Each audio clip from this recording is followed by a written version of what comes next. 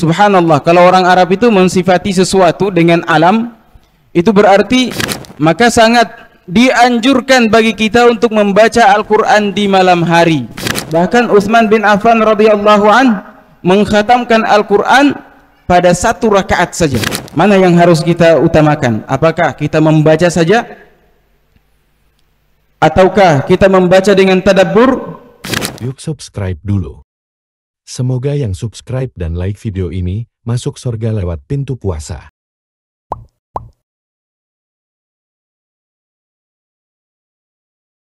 Bismillah, wassalatu wassalamu ala rasulillah wa ala alihi wa sahbihi wa man walah. Thumma amma ba'd. Para hadirin saya ya, semuanya sudah diwakilkan tadi oleh Ustadz. Para hadirin yang berbahagia, saya ingin memulai dengan cerita. Dahulu bangsa Arab itu untuk menggapai satu rif'ah, ketinggian di tengah-tengah masyarakat, mereka mempelajari ilmu syair, syair. Dan seorang akan dikatakan tinggi derajatnya, juga kabilahnya, jika dia berhasil membuat satu mu'allaqah.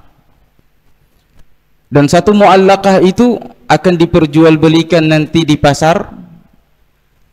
Maksudnya bait-bait puisi. Dan itu disusun bukan sehari 2 hari, bukan sebulan 2 bulan, 4 tahun lamanya. Baru kemudian nanti Quraisy mengadakan lajnah, panitia, untuk menentukan mu'allaqah siapa yang dipilih per tahunnya. Kalau sudah dipilih jadi juara, ditempel di Ka'bah, menjadi kebanggaan bagi dia dan kabilahnya. Selain mu'allaqat, selain syair, ada juga yang disebut dengan hikam wal amthal. Dan itu diwariskan, bangsa Arab itu mewariskan hal-hal seperti itu. Ketinggian akhlak mereka, mereka tulis dalam bait-bait syair. Atau mereka ingat lewat hikam wal amthal, peribahasa-peribahasa, kata-kata bijak. Hingga kemudian ketika datang Islam yang diawali dengan Al-Quran di Gua Hira, kita tahu semuanya kisahnya, di mana malaikat Jibril datang memeluk Nabi kita sallallahu alaihi wasallam. Nabi mengatakan, "Ma ana biqari," ketika dipaksa untuk membaca Iqra. "Ma ana biqari." Iqra ma ana biqari. Iqra ma ana biqari. Bacalah. Aku tidak tahu membaca. Apa yang mau saya bacakan? Saya tidak tahu baca juga. Pada yang ketiga kali barulah ditalqin, Iqra bismi rabbikal ladzi khalaq. Lalu kemudian kisah ini ternyata turun di malam yang mubarak. Inna anzalnahu fi lailatin mubarak. Dan juga diceritakan pada surat yang sudah kita hafal semuanya, Inna anzalnahu fi lailatul qadar. Lalu kemudian dijelaskan lagi bahwa turunnya itu di bulan Ramadan. Syahrul Ramadan alladzi unzila fihi al-Qur'an. Meskipun begitu, anak-anak dari para penyair-penyair itu yang dulu itu masih dimuliakan dalam Islam. Bahkan Nabi SAW masih menggunakan beberapa dari sahabat-sahabat beliau yang pandai bersyair. Ada Hasan bin Thabit, ada Ka'ab bin Zuhair bin Abi Sulma radhiyallahu an. Ada juga Abul Khair, dulu namanya Abul Khail, Bapaknya itu seorang pendekar Arab yang tak terkalahkan. Namanya Salim bin Rabi'ah, atau biasa dikenal dengan Muhalhil, Abul Muhalhil. Itu begitu datang dimuliakan oleh Nabi sallallahu alaihi wasallam karena mengingat bapaknya dulu pernah menjadi penyair ternama di zaman jahiliyah. Tapi Islam menghapus itu semua, menggantinya dengan yang terbaik, yang oleh bangsa Arab disebut sebagai hadiyatul Rahman, disebut sebagai rif'ah, ketinggian. Ingin mendapatkan ketinggian, Al-Quran jawabannya. Hidayah, ingin mendapatkan hidayah, Al-Quran jawabannya. Masya Allah, ya. Imam Al-Mufassirin Ibnu Abbas mengatakan bahwasanya Al-Quran itu diturunkan secara utuh dari Lauhil Mahfud ke Baitul Izzah fi sama'id dunya. Lauhil Mahfud kemudian turun ke langit dunia. Itu secara utuh, turunnya di malam Lailatul Qadar. Nanti kemudian turun secara mufarraqan atau munajjaman, itu sesuai dengan peristiwa-peristiwa dan kondisi-kondisi selama 20 tahun. Dan Al-Imam Ibnu Jarir At-Tabari itu mengatakan hal yang sama dan menambahkan bahwasanya Al-Quran itu turun di bulan Ramadan. Di bulan Ramadan saat menjelaskan atau menafsirkan firman Allah Subhanahu wa taala syahrul Ramadan. Baik, orang Arab itu mendapati Al-Quran ini sebagai satu mutiara, sebagai satu barang berharga, sehingga mereka yang kebiasaannya menghafal bait-bait syair diganti dengan menghafal Al-Quran. Setelah berhasil menghafalnya, menjadi satu hal yang berulang-ulang dalam lisan mereka. Mengkhatamnya dalam sehari semalam, mengkhatamnya dalam 3 hari, dalam sepekan, dan sebulan. Ini satu hal yang biasa. Satu hal yang biasa. Ya, nanti akan kita baca apa yang disebutkan oleh Ibnu Rajab Al-Hambali. Namun ada satu hadis yang bisa menjadi pegangan bagi kita semua, dan Allah Subhanahu wa taala berfirman dalam hal ini, laqad kana lakum fi Rasulillah uswatun hasanah. Sesungguhnya pada diri Rasul sallallahu alaihi wasallam itu ada suri tauladan yang baik. Kata Ibnu Abbas radhiyallahu anhuma, kana Rasulullah sallallahu alaihi wasallam ajwadan nas. Dahulu Rasul kita sallallahu alaihi wasallam itu orang yang paling dermawan. Jud dalam bahasa Arab artinya memberi sesuatu sebelum diminta, dan memberi sesuatu kepada orang yang tepat. Itu jud.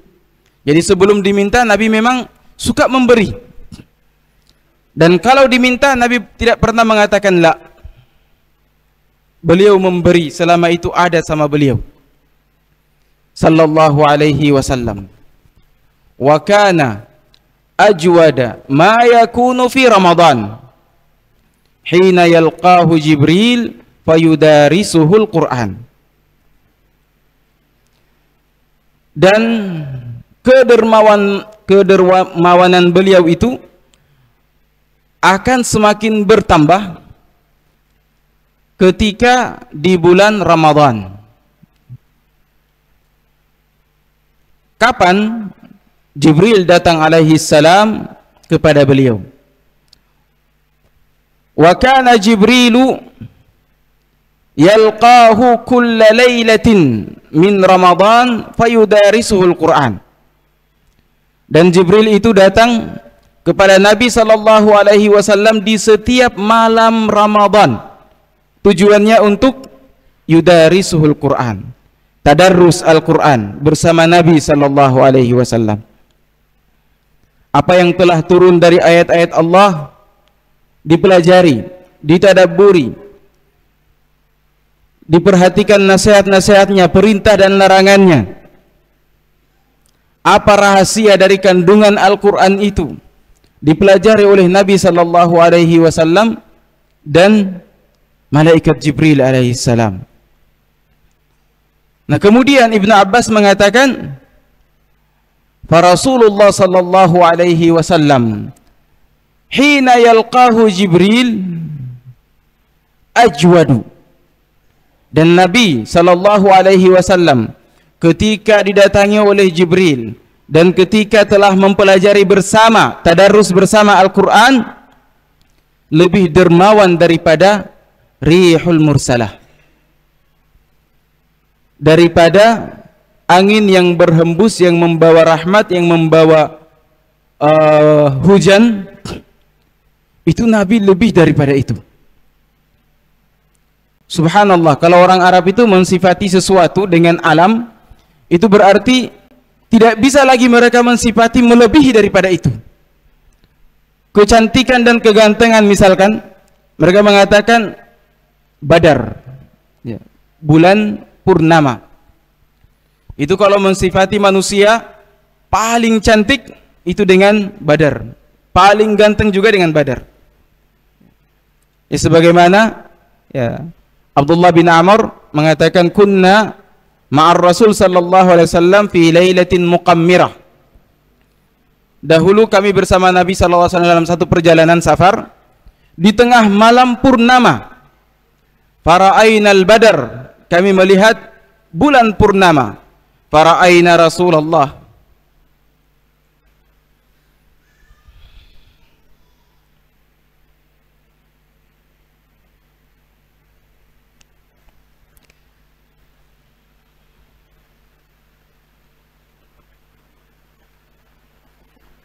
Kami melihat bulan purnama dan kami juga melihat wajah Rasul sallallahu alaihi wasallam, dan ternyata wajah Rasul sallallahu alaihi wasallam ajmal minal badar,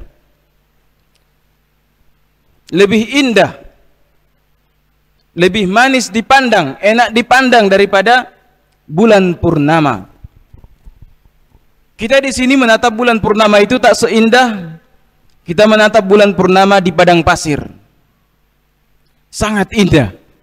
Meskipun kita melihatnya di atas gunung, atau di sini kita melihatnya di atas laut, tak seindah kita melihat purnama di padang pasir. Sangat indah. Coba bisa di-sharing di Google, cari-cari. Baik.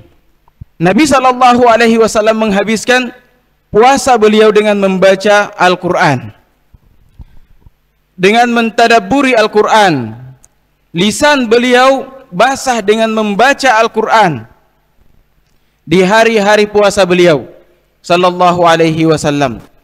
Dari hadis ini kita bisa melihat bahwasanya ya, sebagaimana dijelaskan oleh Ibnu Rajab Al-Hambali dalam kitab beliau Lataiful Ma'arif, hadis ini menjelaskan kepada kita istihbab, dianjurkannya di bulan Ramadan nanti kita mempelajari Al-Quran. Kita mempelajari Al-Quran, dan dianjurkan pula dalam mempelajarinya berjamaah, berkelompok. Nabi bersama Jibril alaihissalam. Tujuannya tadarrus. Yang ini memperbaiki hurufnya, yang sana memperbaiki bacaannya, panjang pendeknya. Yang ini mentadabburinya, menyebutkan faidah-faidah dari membaca Al-Quran itu, dan seterusnya. Kemudian beliau mengatakan di antaranya juga dianjurkan untuk memperbanyak membaca Al-Quran. Kalau Nabi SAW mengkhatamkannya dalam sebulan itu sekali, sunnah beliau. Dan juga di bulan Ramadan seperti itu, seperti dalam hadis ini disebutkan. Kecuali pada akhir Ramadan yang beliau lewati, beliau mengkhatamkan Al-Quran sebanyak 2 kali. Dan itu bersama Jibril alaihi salam. Baik. Di sini juga disebutkan oleh Ibnu Rajab rahimahullah, jika Jibril alaihi salam datang kepada Nabi sallallahu alaihi wasallam untuk tadarrus Al-Quran itu di malam hari, maka sangat dianjurkan bagi kita untuk membaca Al-Quran di malam hari. Dan alhamdulillah ada salat tarawih 1 malam 1 juz. Kalau rutin berarti kita bisa mengkhatamkan Al-Quran di malam hari. Mengapa mesti di malam hari? Inna nasyi'atal lail hiya ashaddu wat'an wa aqwamu qila. Bangun di malam hari, salat di malam hari itu lebih khusyuk dan bacaan padanya lebih berkesan. Dan juga dari hadis ini ada anjuran untuk kita mengkhatamkan Al-Quran. Kita mengkhatamkan Al-Quran. Sehingga dari hadis ini kita bisa melihat bagaimana Nabi kita sallallahu alaihi wasallam memperhatikan Al-Quran, di mana beliau mengkhatamnya dalam sebulan. Kemudian mudarasahnya di malam hari. Dan di siang hari beliau menghabiskan puasa beliau di sela-sela dengan bacaan-bacaan Al-Quran beliau. Tidak ada hari tanpa Al-Quran di bulan Ramadan itu. Dan Ramadan menjadi mulia karena Al-Quran. Orang Arab tidak mengenal Ramadan, taunya Ramda, syiddatul hararah, panas terik. Mereka tahu hanyalah bulan-bulan Muharram, itu bulan-bulan yang diagungkan. Adapun Ramadan tidak ada penyebutannya. Nanti ketika datang Islam, ketika Al-Quran diturunkan di bulan Ramadan, ketika kewajiban puasa diwajibkan di bulan Ramadan, barulah bulan Ramadan ini terangkat derajatnya karena Al-Quran. Maka seperti kata orang Arab, turidur rif'ah, kalau ingin ketinggian derajat, Al-Quran jawabannya. Dan itu kita rasakan di tengah-tengah kita. Kalau seorang itu hafidul Quran, Masya Allah ala ra'si wal ain, kita memuliakan orangnya, bukan karena dirinya, tapi hafalan Qur'annya, Al-Quran di dadanya. Kemudian, ya, sudah waktu Ustaz. Ya. Bagaimana profil salaf? Ya. Tadi kita sudah tahu tentang Nabi kita sallallahu alaihi wasallam. Namun para salaf dalam mengkaji dan melihat kebiasaan Nabi sallallahu alaihi wasallam, para sahabat beliau sallallahu alaihi wasallam menjadi guru-guru mereka itu, mereka beristimbat, mengeluarkan hukum bahwasanya di bulan-bulan yang utama, di tempat-tempat yang utama, maka amalan yang diutamakan adalah membaca Al-Quran, memperbanyak Al-Quran di sana. Sehingga kita dapati orang yang punya kebiasaan dari kalangan tabi'in, itu ada yang mengkhatamkan pada selain bulan Ramadan dua malam, setiap 2 malam dihatamkan Al-Qur'annya, 3 malam dihatamkan Al-Qur'annya, ya. Setiap pekannya dihatamkan Al-Qur'annya. Bahkan Utsman bin Affan radhiyallahu an menghatamkan Al-Qur'an pada 1 rakaat saja ketika sholat di rukun di Ka'bah, di belandara, di pelataran Ka'bah. Hanya 1 rakaat selesaikan Al-Quran. Kuatnya berdiri, Masya Allah. Dan Hudzaifah mengkisahkan bagaimana Nabi SAW itu menghabiskan malam beliau di bulan Ramadan. Datang Hudzaifah, salat bersama Nabi SAW, salat malam. Nabi kemudian membuka salatnya dengan Al-Baqarah. Kata Hudzaifah, nanti beliau ruku di ayat ke-100. Ternyata beliau lanjut, berarti di ayat ke-200. Ternyata selesai Al-Baqarah, berpindah ke surat Ali Imran, kata Hudzaifah akan berhenti di akhir di akhir surat Ali Imran. Nabi melanjutkan An-Nisa sampai selesai 1 rakaat. Masya Allah. Itu Nabi kita sallallahu alaihi wasallam. Adapun kita saddidu wa qaribu, ya. Kita hanya bisa mendekati semampu kita. Ya. Ibnu Rajab Al-Hambali menyebutkan bahwasanya di antara para salaf itu di bulan Ramadan ada mengkhatamkan Al-Qur'annya pada salatnya. Pada salat malamnya khatam Al-Qur'an. Dan pada selain salatnya. Kemudian beliau sebutkan ada seorang murid dari Ibnu Mas'ud yang bernama Al-Aswad bin Yazid An-Nakhai. Itu mengkhatamkan Al-Quran pada setiap 2 malamnya. Seorang tabi'in Ibrahim An-Nakhai mengkhatamkan pada setiap 3 malam. Dan ada riwayat menyebutkan sama seperti Al-Aswad juga, masing-masing 2 malam mengkhatamkan. Qatadah bin Du'amah itu mengkhatamkan pada setiap 7 hari, setiap pekannya, ya. Dan masih banyak lagi. Kemudian berkata Imam An-Nawawi, ya, dalam kitab beliau Tibyan, menyebutkan bahwasanya faminal ladzina kanu yakhtamuna khatmatan fil lail, di antara orang-orang yang mengkhatamkan Al-Qur'an pada setiap malamnya itu adalah Utsman bin Affan radhiyallahu an, Tamim ad-Dari radhiyallahu an, ya. Sa'id bin Jubair dari kalangan tabi'in, Mujahid muridnya Ibnu Abbas, Asy-Syafi'i rahimahullah, wa akharun, dan banyak lagi. Setiap malamnya mengkhatamkan Al-Qur'an. Lalu kemudian disebutkan bahwasanya Mujahid, murid dari Ibnu Abbas ini, terkadang mengkhatamkan Al-Quran antara maghrib dan isya. Bagaimana itu?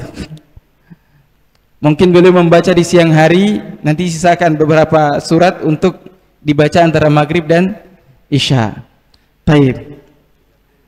Dan ternyata sangat banyak, ya, kalau kita baca sejarah atau penyebutan para salaf kita bagaimana menghabiskan Ramadan itu dengan Al-Quran. Intinya tidak ada waktu yang terbuang sia-sia, semuanya diisi dengan Al-Quran. Jika tidak membaca maka mengulang-ulang apa yang telah dihafal. Di waktu-waktu senggang, ya, mengulang-ulang apa yang kita hafal. Boleh juga mempraktekkan Al-Ikhlas diulang berkali-kali. Boleh juga seperti itu, tapi dengan niat, bukan mengkhatamkan, ya. Mengisi kekosongan, ya. Mengisi farag di bulan-bulan Ramadan. Nah, pertanyaannya, Nabi SAW hanya mencukupkan sehari atau setiap malam 1 juz. Para salaf, Masya Allah, melebihi nabinya. Mana yang harus kita utamakan? Apakah kita membaca saja, ataukah kita membaca dengan tadabbur? Kalau baca dengan tadabbur tidak bisa mengkhatamkan dalam sehari, atau tidak bisa mungkin dalam sebulan, ya. Karena tadabbur kita melihat apa pesan Allah untuk kita.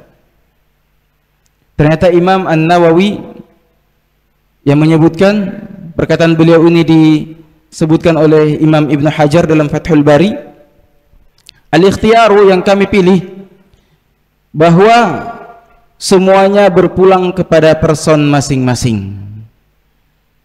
Orang yang mengerti bahasa Arab, yang tahu bahasa Arab, yang mengerti pesan-pesan, maka dia bisa mentadabburinya hanya sekedar lewat saja. Misalkan seperti gini, kita selalu membaca inna anzalnahu fi lailatul qadar wa ma adraka ma lailatul qadar, lailatul qadr, dan seterusnya. Dalam kaidah bahasa Arab, ilmu balaghah, ada yang dibilang al-hadfu, ada yang dihapus. Terkadang atau kebanyakan yang dihapus itu jumlah, untuk menghilangkan pengulangan. Karena jika diulang-ulang itu dalam bahasa disebut laknah atau luknah. Ada sedikit cacat dan bukan bahasa yang fasih. Tapi coba kita mentadaburi, kita ulangi kalimat ini. Wa ma adraka ma lailatul qadr. Lailatul qadri khairun min alfi syahr. Wa ma adraka ma lailatul qadr. Tanazzalul malaikatu warruhu fiha biidni rabbihim min kulli amrin salam. Wa ma adraka ma lailatul qadr. Salamun hiya hatta matla'il fajr. Maka sedikit kita akan mengerti kenapa itu wa ma adraka ma lailatul qadr. Kita disuruh untuk mentadabburi ayat-ayat yang datang setelah kata pertanyaan tadi. Ini bisa dipraktekkan pada al-qari'atu, mal qari'atu, wa ma adraka ma mal qari'atu, dan seterusnya. Ini bagi orang yang mengerti. Bagi orang yang punya profesi mengajar, maka dia mengambil Al-Quran itu sesuai kadarnya, di mana dia membaca Al-Quran dan tidak mengesampingkan profesinya.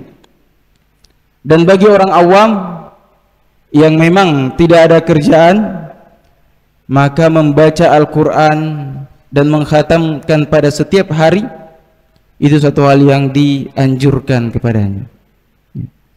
Seperti itu perkataan Imam An-Nawawi rahimahullah, dan saya cukup, nanti kita kembangkan pada sesi pertanyaan.